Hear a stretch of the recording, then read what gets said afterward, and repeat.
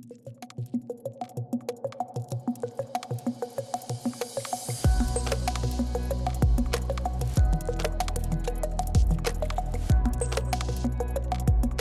everyone, welcome to Curious Blend. I'm your host, Keller Davis, and I'm also the owner and founder of Createscape Coworking here in Austin, Texas. And I'm so excited to be back for season 2 of Curious Blend. This is the official podcast show of Createscape Coworking. And we have such an awesome, vibrant community here. And so what I'm trying to do with the show this season is have it be a little bit more casual and chatty and kind of just get to know members and people, really cool people here, because there's always a lot of community builders and creative minds and curious souls. And so this is a show that's supposed to celebrate that. So today I am interviewing Haley, and we're going to dive into a lot of really cool stuff today. That was great. First, I want to dive into obsessions. Kind of what is on your mind lately? Absolutely. So there's one thing that really comes to mind that we chatted about earlier, and that's semiconductors. Mm-hmm. That's my latest obsession. More specifically, how they are made, because it is the most insane feat of engineering when you really look into it. And I think it is so cool. It looks like a little city up close, right? Like a little macro thing. When you really dive into it, it is insane how we as humans have been able to create these microscopic, essentially, cities that basically process everything that all of the electronics that we use need, right? So semiconductors are in so many things: computers, phones, satellites. There's military applications. They literally power the world, and they're just these tiny little chips with components that are so small. They're like a transistor, which is one of the essential parts of a semiconductor, is probably 15 to 20, maybe 50 at most atoms across. So it's nanometers I can't even in comprehend scale. that. Exactly, yeah. And really, you're not supposed to, because it's so small that you just have to basically just be thankful that it works and just accept that that's what it is. I know that incredibly small. We were talking about Taiwan, and I think that was kind of how we got onto this, because you were saying that most of them are or all of them are manufactured there? So not all semiconductors are manufactured in Taiwan. So I think basically in my research, the whole history of semiconductors is really interesting. So back in the day, the US was actually the top place where semiconductors were manufactured. And what had happened was that I believe there was a gentleman, I'm blanking on his name now, but he was working at, I think it was Texas Instruments. Okay. And he was an electrical engineer. He had really kind of piloted the first semiconductor manufacturing and really helped to establish Texas Instruments as a leader in semiconductor manufacturing. Which I think is Dallas-based or something? Mm-hmm. Okay. Yep.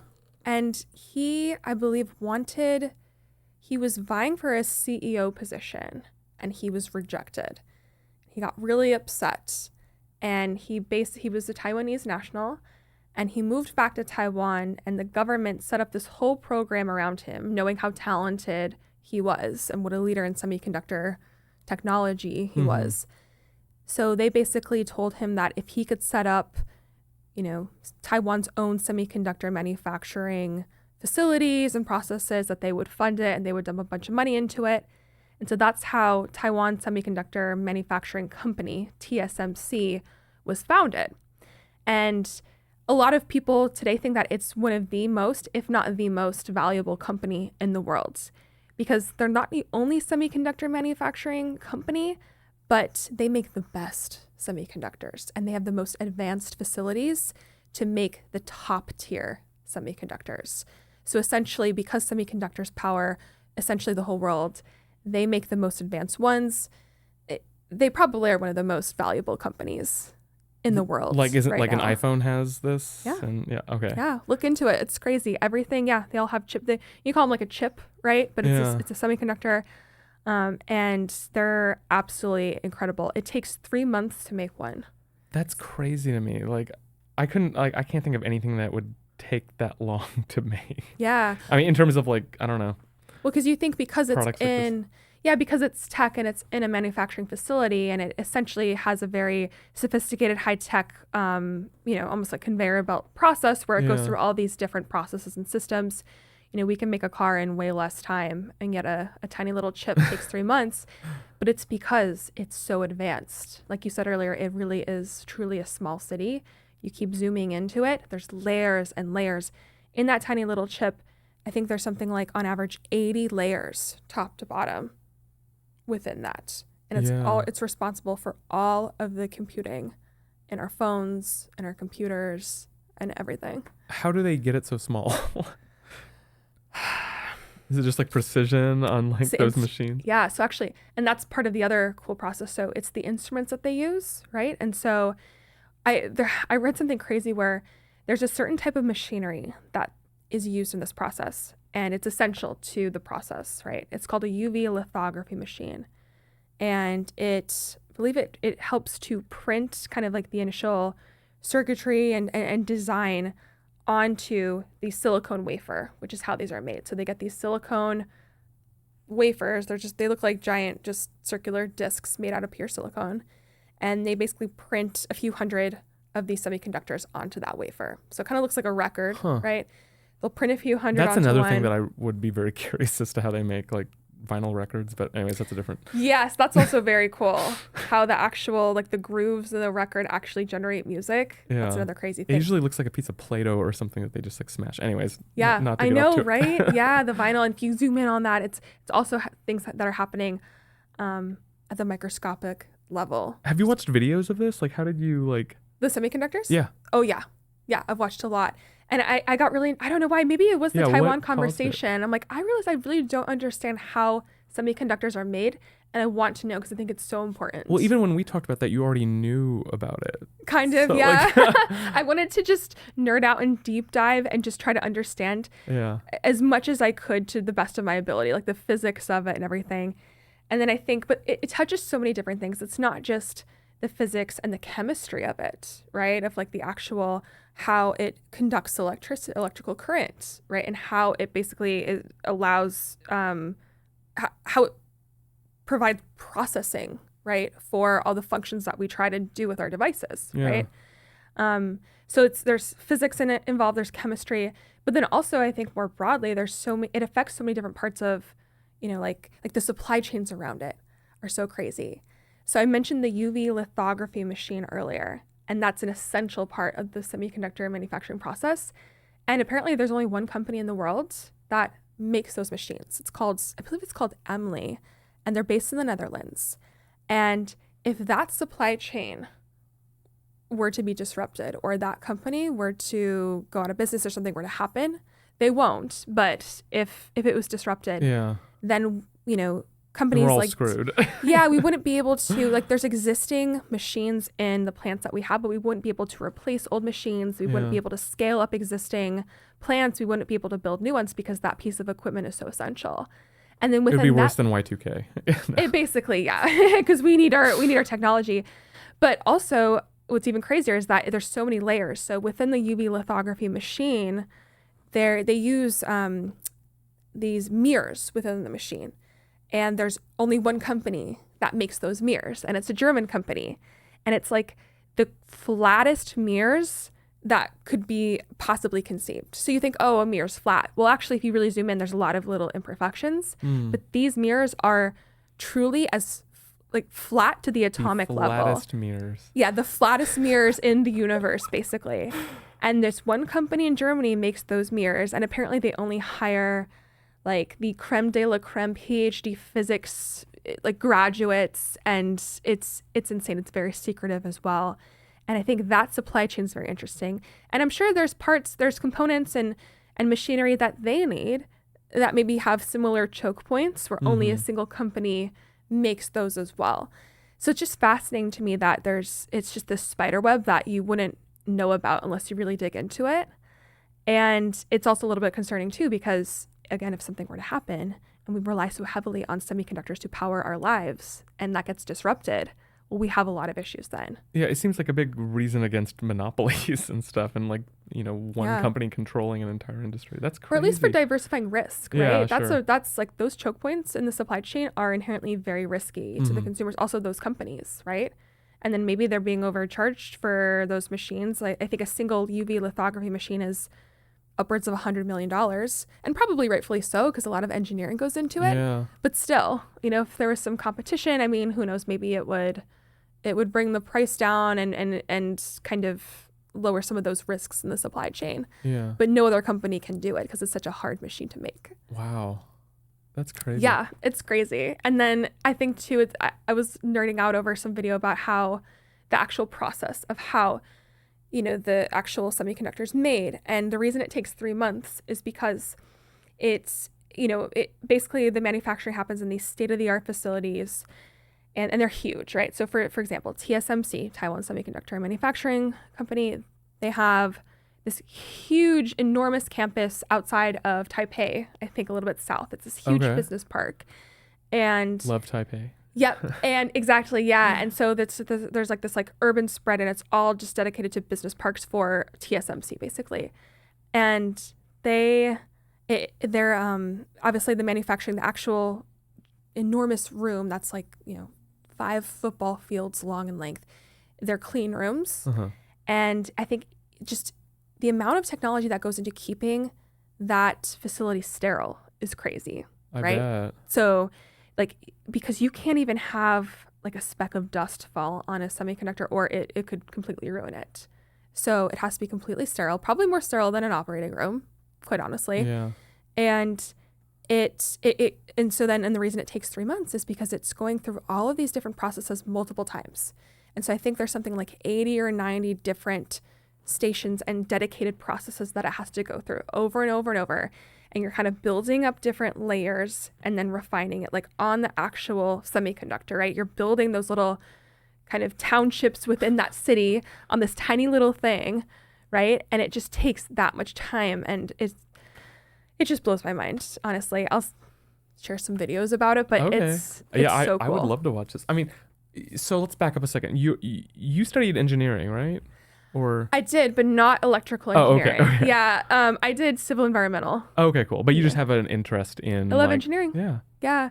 And it's funny too, because I always forget, much to her chagrin, my mom used to work, she's not an electrical engineer. I think she wishes she was, but she worked in contract manufacturing for a long time in sales and business development. And so she actually knows a lot about this, and we just never really talked about it. And I was nerding out over this, and I was talking to her about it, and she was like, "Oh yeah, I actually toured some of those facilities for Texas Instruments and AMD, and back in the day, and it was a clean room." And she knew a lot more than I think I gave her credit for. So I was like, "Wow, Mom, mad props. Yeah. You know a lot about this." And she also is so, I think, enamored with the process and thinks it's so cool. And I guess she also got that because her father had when he was alive, he had a company that, they didn't make semiconductors, but they made coaxial cable connectors. Okay. And he partnered with a really talented electrical engineer to, work out, to develop the patents for that. And they were very successful in doing that. And my uncle runs the company now, but my mom was heavily involved, since the company was started in the 60s, right? Yeah. So I think that electrical engineering bug lives within her, and I don't know why. I guess she's very extroverted, so she never wanted to be an engineer, but she wanted to stay close to that industry, and she has a lot of love and passion for it, which I think is really cool. Yeah, that is. What okay, so like just curious, like what brought you to Createscape? Like what made you kind of think about like joining a co-working space? Yeah, so I think I've told you this before. So the reason I came to Austin was because I joined a green tech startup. Yeah. And we actually had a few offices in the area. So I joined a few offices? We moved a few times. Oh, okay. Yeah, so not multiple locations. No, okay. They wish. But at the end of 2019, I joined, and we were right over here off Cesar Chavez in it was a converted auto mechanic shop. Oh, and okay. the co-founder bought it and turned it into the little office. Yeah. And then we moved across the street over by Donata taco. We were in a little building that's right dangerous. there. It was dangerous. They had us Those are the most pilot their potent margaritas in town. Oh yeah, we were the first to try them. And then we moved over to East 6. We were in a building across that was also, it had an Airbnb above it where there were bachelorette parties and there were bars across the street. And we worked on the ground floor. Oh my this is a freak show. How'd you get any work done? We didn't. We did. It was very work hard, play hard mentality. It was a lot of fun. But I got laid off at the beginning of 2023 while I was on vacation also. Totally rude. Sucks. Unethical. Yeah. And I came back and then I was really sick for a while. I think I had COVID. And I ended up getting a remote job for a company based in Europe in Chicago. And so that's where I've been ever since. But it was completely remote. Yeah. And at the time, so I still had a couple of friends who were working at the green tech startup. Yeah. And so when they laid a bunch of people off, they closed the offices and they got them a co-working space subscription at, it was this one downtown, I'm trying to remember the name. Like Industrious or? It was next to the WeWork on 6th Street. Okay. I'm trying to remember the name. It was, I don't think, was it Common Desk? Common Desk is one of them, yeah. It was Common Desk. Okay. Yeah. And so I had started my new job and I thought, well, screw that startup that laid me off. I was like, I'll just go in and pretend to still be an employee and just kind of just use that, use the pass. So like not the greatest, but I did that for a little bit and I wanted to like kind of hang out with a couple of my friends who were still there. So I was doing that for a while, but then I don't know, I just kind of started to kind of lose its luster and I was like walking to it downtown because I kind of lived near there and had some weird run-ins with like crazy people running around downtown. Yeah. And which so sometimes happens. Yeah, and the office was right on 6th Street. And so it kind of got really scary. Like even walking in the middle of the day, I just was kind of over it. Yeah. And I wanted something different. And so I was at home for a while and then that got terrible. I was like, I can't be in my house every day. It's terrible. So I kind of bopped around a little bit and was just testing things out. I went to a WeWork and I just felt very sterile. And then I was like, you know what? I kind of miss the East Side. I want to just have like a normal place I can just drive to and, just have a parking lot and just have like a nice relaxed space. And I don't know, I just found it on Google. Yeah. And I came in and I had a really great tour with Carly, one of the previous managers, and it just felt right. Oh, that's awesome. Yeah. So there was another like obsession you had that was about the music. About the music, yeah. Yeah. Okay, tell me about that. Okay, so some weird things, and this has actually been happening to me for years. I feel like it's always happened to me, and again, we can debate whether it's just a coincidence or it's all part of this game, this simulation, whatever you want to call it. But okay, here's what happens. I will have a really, really random song stuck in my head. And I'm one of those people who I'll like listen to a song obsessively, like for days, if not weeks. And then I'll get sick of it. I'll do the same thing. Yeah, right. Yeah, exactly. And it'll be a really random song that's not even like current or whatever. Or maybe it's kind of current, but it's like a really random niche and it's just random, right? It's not like a popular song at all.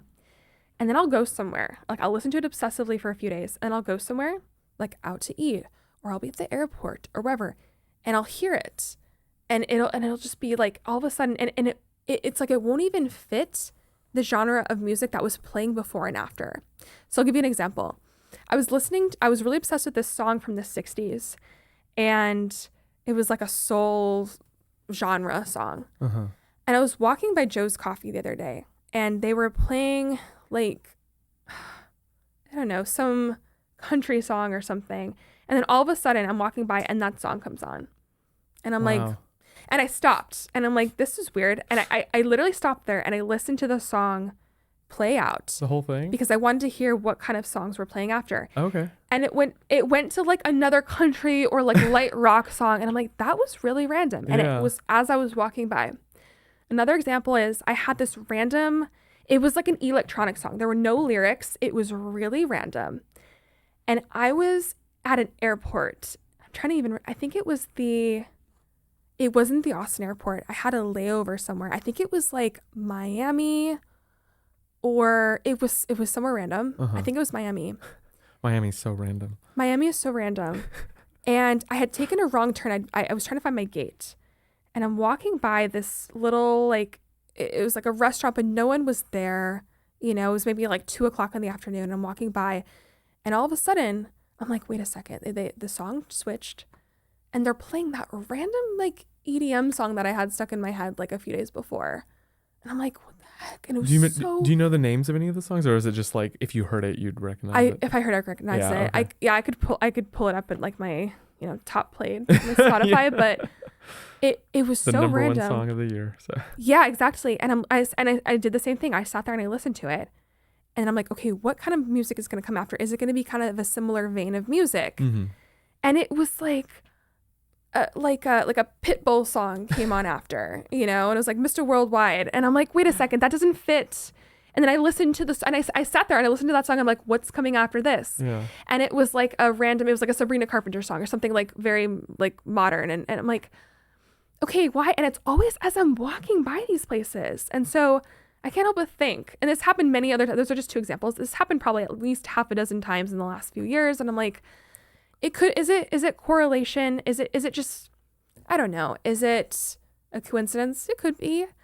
But also Serendipity. It's serendipity, but I'm like, I'd almost kind of like to think that this is just a game, and the game creators are just toying with me and communicating through music, which is one of my favorite mediums, right? Because it's a medium that speaks to me.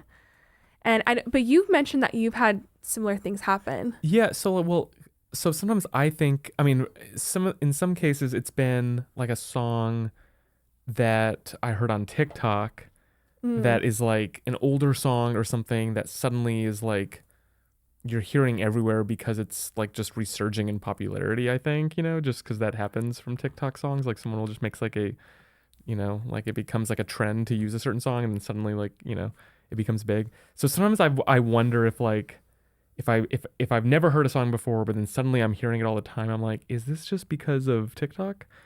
But my other theory is just that like, well, I mean, I think it's like once you know a song or really anything, like you're paying closer attention to it if you hear it again.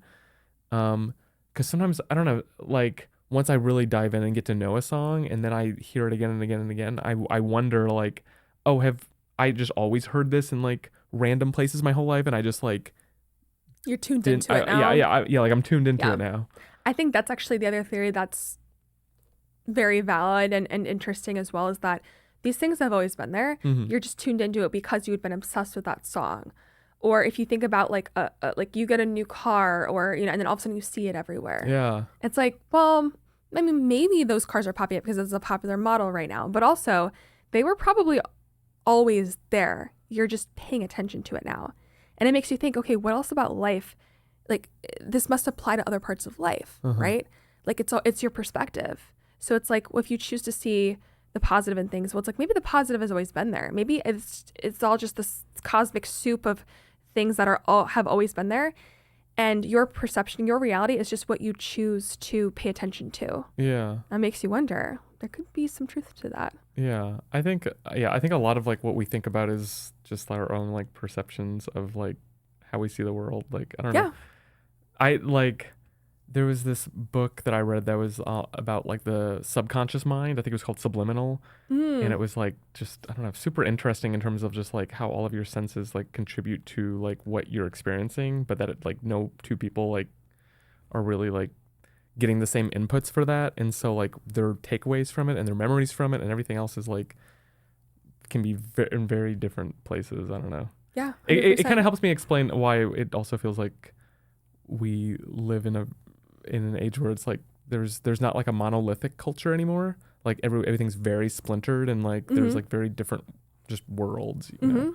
Oh yeah, I think the internet definitely is responsible for that, because you can deep dive into like, even with media, back in the day, it's like you had TV channels, so most people were watching, like there's only so many channels, like, and yeah, you just watched one of them. Right. If an episode of Friends came on, most people were probably watching that or saw it, right? And now we're spoiled with choice. And so people can kind of deep dive into these rabbit holes and niches, but you're less likely to encounter someone who is, you know, on that exact same wavelength as you. Right. 'Cause Like there's so many everyone saw options. Titanic when it came out. Yeah. Now Iconic. any movie comes out and like the chances of even a few people having seen it is probably not super likely, like if you're in a room, you know. Right, exactly. And I feel like even a big movie, you know, but. Exactly, yeah. I sold my TV a couple weeks ago, and Oh, really? Why? yeah, I mean, it was really old. Oh, okay. Like it worked. Like I just had like a Fire Stick, Yeah. you know, or like a Roku.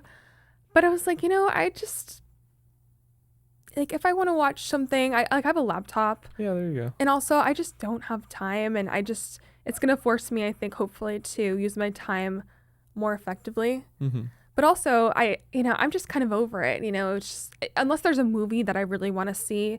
If there's a new movie I want to see, I'll go see it in theaters with like a friend. Mm-hmm. If it's an old movie, Like more for the social experience of it, or exactly, yeah, just sit in the air conditioning. If it's an old movie that I'm like, I really want to rewatch that, or I haven't seen that, that's a classic, I want to see it, then I can just open my laptop and see it. But it's because I'm choosing to watch that beforehand, and I'm not just mindlessly scrolling for something to watch for the sake of watching something. I don't really like doing that. Yeah. Like, I'm not much of a binge watcher, so like I don't just like jumping on a streaming service and just seeing like what is exactly. the algorithm gonna throw in front of me right now. Like, I mean, I do watch a lot of movies, like I'm definitely a cinephile, but like That's cool. I don't know, I have like a whole watch list on Letterboxd where I'm like, oh, I want to watch this specific movie, and I need to like find wherever it's streaming, and like, yeah, you know. It's a good way to consume content. I do the same thing, or I try to do the same thing with YouTube, where it's like I have this obsession with semiconductors, or I want to know about this thing, or I want to know a really unique perspective on something or whatever, and I'll strategically and surgically go in and extract what I need, and then try and get out as quickly as I can. Same thing with movies and other type of media. It's like, okay, I want to do this thing, I'm gonna go in and do that, and then leave and not linger, because when you linger, that's when you just start scrolling and just getting You don't like wrapped up going in all down the of it. rabbit hole too much? It depends on the rabbit hole. If it's like a Netflix rabbit hole, then no. It's just gonna suck up all my time. Because I used to do that on like Wikipedia. It would be like just like Okay, one that's thing would take me different. to another thing, take me to another thing, and then I'm like, wow, it's 3 a.m. and I'm like, It's crazy. like I don't know, reading about some random person that was in like this one TV show in like the 50s or something. It's so hard not to. And now Reddit makes that so easy, where it's like looking through comments. I'm like, it would take, it would probably take one person 10 million years to go through every single Reddit thread and post in comments, if not more. Yeah. Honestly, like, but there's so much information out there, and it's so hard to like, cause like I just like when you want to know so much, and you're just such a sponge for learning things. It's so hard to like know when to stop and put those things down. Yeah. You know, it's like, oh my gosh, I want to keep going more and like read more and more comments and just learn more and more. But it's like at a certain point, you just got to be like, no. Yeah. Do you ever experience boredom? Do I experience boredom? Yeah. Oh yeah, all the time. Really? Yeah, but it's short term, and then I'll like, go try and learn something. So I experience that at work all the time too, where I'm like, okay, what's the next thing? You know, like if I'm on a project for too long, I'm like, I need to like wrap this up and start the new thing. It's like I really do like the novelty, right? And to a certain extent, like seeing things through. But I feel like once they're in a good place, once I feel like I've set something up, then I'm like, my job here is done. I'd like to go. Yeah. Whereas I think other people are really good at like taking something and like perfecting it or managing it and taking it for the long term. And like, I'm not one of those people. Yeah. What about you? I cannot remember the last time I was bored, but it's mainly just because I'm busy all the time, which is like kind of a problem. But it's a good problem to have.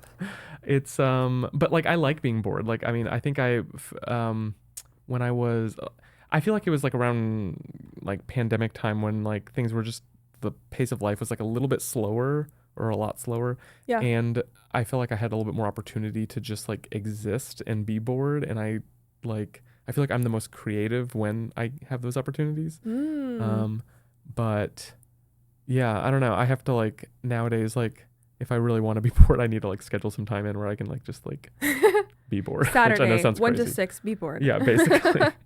Like do nothing, you know. Yeah. I don't know. There was a book I read that was also called like How to Do Nothing, and I really enjoyed it. Like I feel like I learned a lot about like just the benefits of like just sitting with yourself.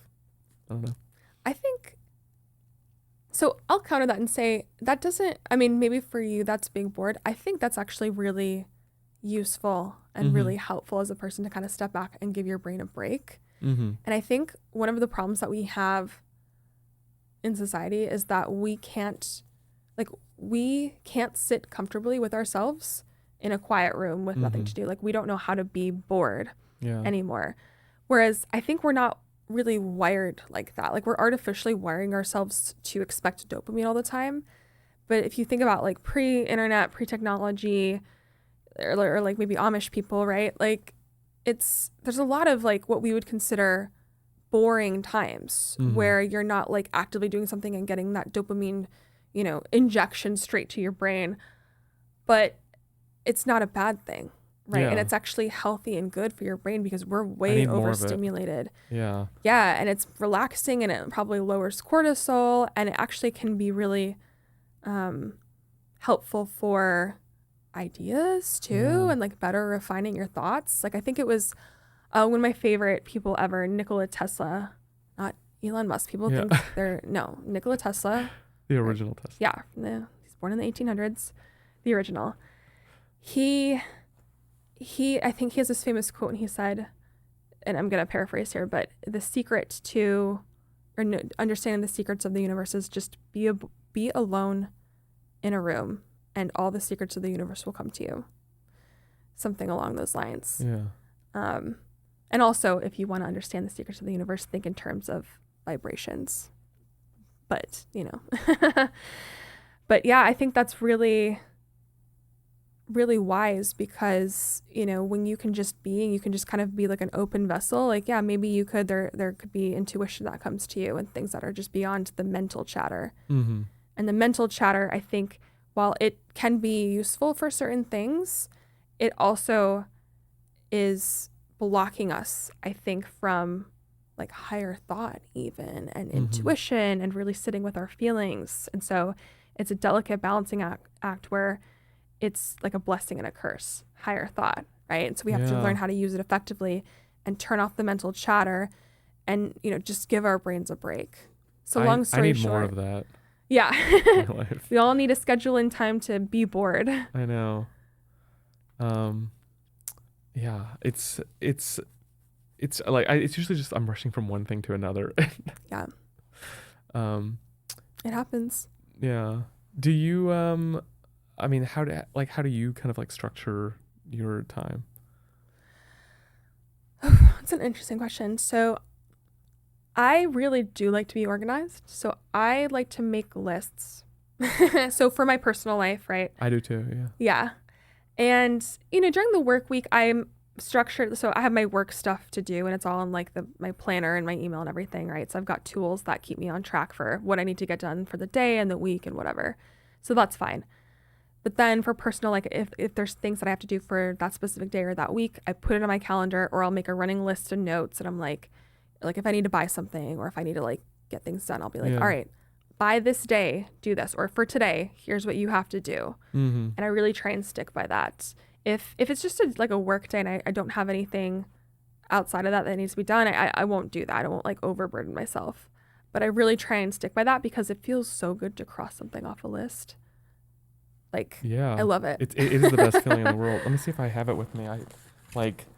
I sometimes use like I feel like I change my process like all the time, but like this last week I kind of just like wrote down all the things that I need to do in the next like 2 weeks and tried to structure it by days, but just crossing it off just feels Love so it. good. I don't know. I was just like, I'm gonna forget something if I don't like write it down. And I can only do so many tasks each day. So for sure. Yeah.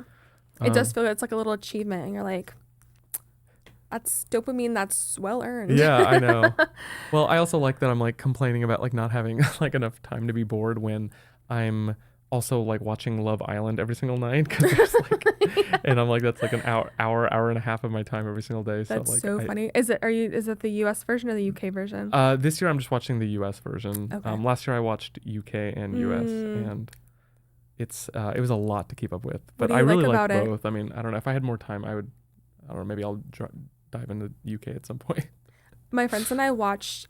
Some of my friends are like, "Oh my God, we have to watch Love Island," and I was like, "All right, whatever." It's a commitment. Yeah, to my like friends. 60 episodes. Oh my gosh, yeah. And it was to my friends who lived in New York, so I was visiting them in New York, and so we don't get to see each other all the time. And we're like, "Oh, let's just stay in." And I was like, "Okay, fine." And so we watched the first episode of the first season of Love Island UK, and so we're watching it. The and I'm first like, season? Yeah. Oh wow. Okay. Yeah. So you weren't watching it like live while it's airing? No, okay. This was like a relic from the past. See, I like voting on it. They're like people describe it. It's like Sims characters that you're like. They are. You're Yeah. like a very Like they react to your votes and decisions. like and, literally, yeah. Like, are these people real? And the UK one, I remember just watching it and I'm like, these people are so sunburned and wrinkly and they're just chain smoking outside, baking in the sun with no sunscreen, just drinking all day. And I'm like, like your skin's crying for help. Like, I feel uncomfortable watching this. And like, there's no plot, which is, I guess, like the point of it. But like, it was fascinating. It was just like watching Sims characters. Yeah, it's like a social experiment that I'm watching. I don't know. It's interesting. It is. I don't think they give them as much alcohol as they did on whatever season 1 it was. I think they give them like 1 drink per day or something. I think they learned the hard way. Yeah. Is there, I don't know, is there anything, I mean, you said you don't watch a ton of like television or anything like that. Not in the past few months. I think there's certain things that I really like, and I'll binge when they come out, and then I just won't watch any TV. So I like to just binge and then put it away for a while. Yeah. So I think like the shows that come, well, I remember actually, so like when The Office first aired back in like 2005, I was like a kid. So I didn't really watch it then, but I discovered it when I was like 22. Okay. And I spent probably a couple months just every day I'd come home from work and I would just binge The Office because I'm like, this is iconic. I have to just get through it. Yeah. I'm obsessed with this. It's a very bingeable show. Yeah. And then I was like, once I binge it, then I can selectively just like watch it in passing, you know, if I'm on the plane or just as background or whatever, if I just want to like relax or whatever. So I did that. And then the next binge era was Game of Thrones when it would air. So I caught up. And then when it was airing, when it was a new season, I was like all in, like, hello, this is my life. And then more recently it was White Lotus. Oh, I love White Lotus. Right? So It's good. very good. Yeah. It's a very clever show, which is why I like it. And Mike White, the producer and director, is amazing. Yeah. Fun fact too, he's actually, if you've seen School of Rock, he's Ned Schneebly. Yeah, which is Richard Linklater's movie. So it's Austin based. So. Yeah, exactly. I know. I think that's what people recognize him, like when they see him, they're like, oh my God, it's Ned Schneebly. Which is so funny. The pushover. He's also like, he was on Survivor. Really? Yeah, he went far, like, you know, he like wow. came close to win. He's gonna be back on Survivor for season 50. Because they're casting like a lot of like all-stars and like past players and stuff like that. So I think they just started filming that or whatever. So like he's taking a break from White Lotus to do Survivor, which I have to watch because I love Survivor man. too. So I know.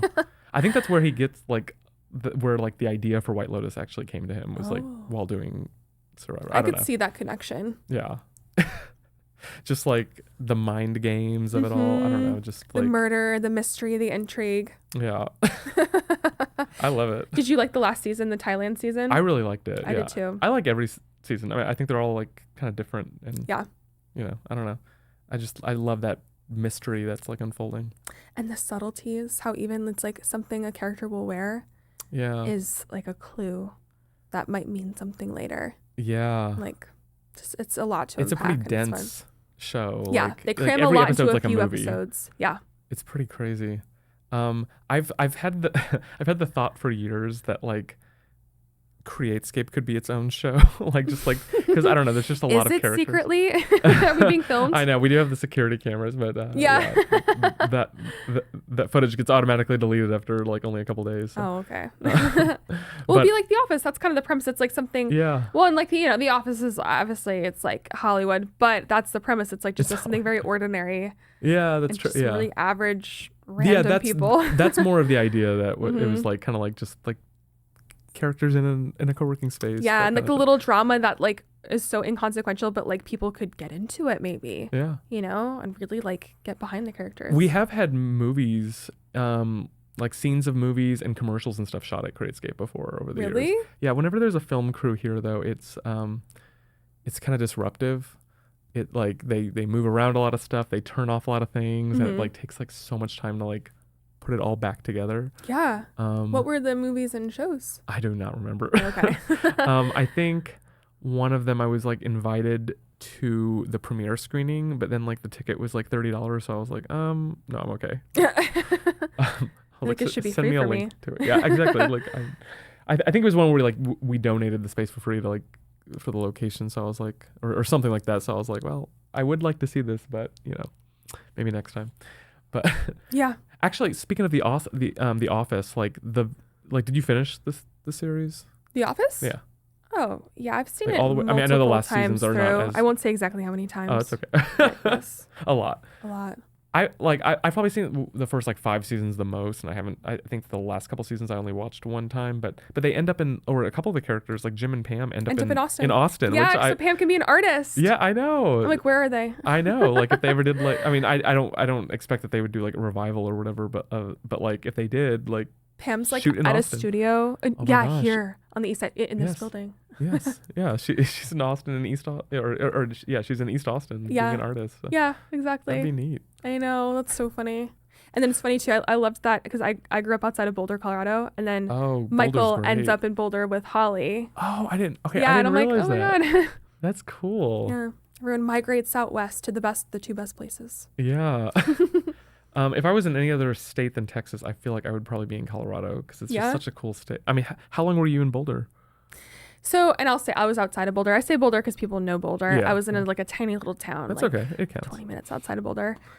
I moved there when I was 7 and left when I was 22. Oh, okay. 15 years. So not your choice. Nope, my parents moved me. I had no choice. but you enjoyed it? Or Yeah, it was a cool place to grow up. Honestly, it was we moved from Chicago. So Chicago. I feel like I always get an accent when I say that. So we moved from Chicago. My parents were sick of the cold weather. My dad got a job in this weird little tech burst that happened out in Colorado. So some of the Silicon Valley companies decided to, put offices in Colorado because it's a lot cheaper. Yeah, that makes sense. It's kind of like a similar-ish vibe. Yeah, like it's different. Yeah. It's out west. It was less expensive. It's outdoorsy. And so he was working at Sun Microsystems. So he got the job out there. We moved out there in 2000 or 2001. Mm-hmm. And there were not a lot of people out there at the time. And then over the next few years, I remember a lot of people from California moved out. And then we got the Midwest transplants from Chicago as well. And yeah, when I was growing up, there's a lot of people moving there and it really got built up. And now it's unrecognizable when I go back. It's like everyone and their mom is living there and moved there from all over. But I'll say it was a very cool place to grow up, very different from the Midwest. Mm-hmm. I think I would have been a much different person and had a different life if I had grown up in North Shore, Chicago, where I was born. What do you think would be different? I don't know. I mean, I'd like to think I'd be the same person, but maybe I think I'd still would have been environment influenced. matters, so I get that. I mean, it does. Yeah. I don't think I would have been I think I would have been less down to earth, maybe a little bit more snooty, because that was the vibe of where I was from. And maybe I would have been less outdoorsy and then made different choices about where to go to college that would affect what I'm doing now. Yeah. So Colorado was great because it really, I've always loved the outdoors and nature, and that really, I think, supercharged that. And I learned how to ice skate and ski and snowboard, and I would hike and just, was living that Colorado life, doing a lot of dangerous things, honestly, that I think we just didn't realize were dangerous, or I didn't tell my parents about. I remember going cliff jumping when I was 18 with my roommate, Michelle, who's one of my best friends now. And she didn't know how to swim, but she didn't tell me that. And so we left, after class one day, we had known each other for 2 days. We went out, because I went to school in Colorado too, college in Colorado.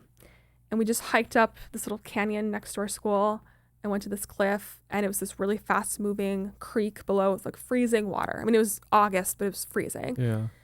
And I was like, hey, let's jump off this little cliff right here. And she's like, okay. I was like, yeah, I've seen people do it before. Oh my God. And so everyone's doing it. Yeah. Everyone's doing it. And I think we actually went with our other friend who was a swimmer, and I had just gotten lifeguard certified. So I'm like, hey, we're good. But you're jumping into water. Oh yeah. Fast moving, very cold water with rocks. So our friend this does sound dangerous though. Yeah. So our friend went first, everything's fine. And then my friend Michelle went to jump, doesn't know how to swim. And as she's going to jump, she slipped. And she fell in sideways. Oh my gosh. And she turned around, and so I'm making eye contact with her as she's falling down horizontally. And the look of fear in her eyes, I was like, oh my God, I just killed my friend. I'm never going to see her again. Oh my God, this is terrible. And she missed a rock below by this much. She landed, she was completely fine. Just a little shaken up. And then our friend who was a lifeguard went and kind of just helped her swim across. Wow. And then I jumped in after her. And I think I jumped in a few times after that while she sat on shore and just watched terrified. And then we hiked it back. This is how you do it. And then I think my shoe broke on the way back, so I like walked back barefoot. Like it was, just Colorado stuff. Colorado. But I think it really kind of, I like that like I did stuff like that though, because I think it kind of made me a little bit more like scrappy and tough and just kind of like, malleable in a way. So I've always grown up kind of doing slightly dangerous things. Yeah, and right. I don't know. I turned out okay. So. Yeah, as most teenagers do, right? So. Yeah. If I was a parent, I may feel differently, but right. Yeah, I didn't tell them that. Just like when I went skydiving for the first time a couple years ago. Oh my gosh, how was that? Oh, it was amazing. Yeah, it was in New really Zealand. Want to do it. Yeah, you should. In New Zealand? I'll go with you. Oh my gosh. Yeah, it's amazing. That sounds incredible. It was so cool. But I told my mom the day after. Yeah. And she's like, okay, I'm glad you told me the day after because like I'm still like so scared for you and you're alive and you're on the ground. Yeah. Like, yep, everything's fine. I know, just trust the process. Yeah. Yeah, exactly. It actually is very safe. So I believe that. I mean, I went to Beirut I guess it was close to 10 years ago, but my parents were like, I cannot believe you're doing this, and like we're very concerned for me. At that time, was Lebanon like embroiled in conflict, or why did you go there? It wasn't like, I feel like it wasn't as bad when I went. Like something happened. Let's see, when did I go? I think it was like 2015 or something like that. Okay. I don't know. I feel like something happened afterwards, and it was like slightly less safe. But I don't know. I kind of like to walk down a street that is a little bit dangerous. Live dangerously. Yeah, my new motto. That's so cool. Have a story. Yeah. I'm sure you have a lot of stories from that trip. I do. I wish I do not have time for another all time. Today, but yeah. Next episode we'll be just talking about Beirut. Yeah, honestly, yeah. I have a couple friends from Lebanon, and yeah, they've got some really interesting stories, and sounds like a very interesting place. Obviously, a very rich history and culture, and such good food. Lebanon. Oh my gosh, there's some place in Austin that has Lebanese food, and it's really good. Send me the name. I'll have to look it up afterwards. I don't remember it off the top of my head. We'll have to go for lunch sometime. I know. Yeah. Well, I this time I did not have like a timer to track myself on time. Yeah, I should probably go soon. But yeah. So we should probably wrap up. But thank you so much for doing this with me. Of course, it was so thanks fun. for the relaunch of Curious Blend being on the show. I'm so honored that you chose me as a guest of all the people that you could have chosen. Well, thank you, Haley. Yeah, thanks. Thank you for watching Curious Blend. I hope you enjoyed this episode, and make sure to like and subscribe and all that stuff on YouTube, Apple Music or Apple Podcasts, and Spotify. Anywhere where you can find it. Support the show and check us out online. Thank you.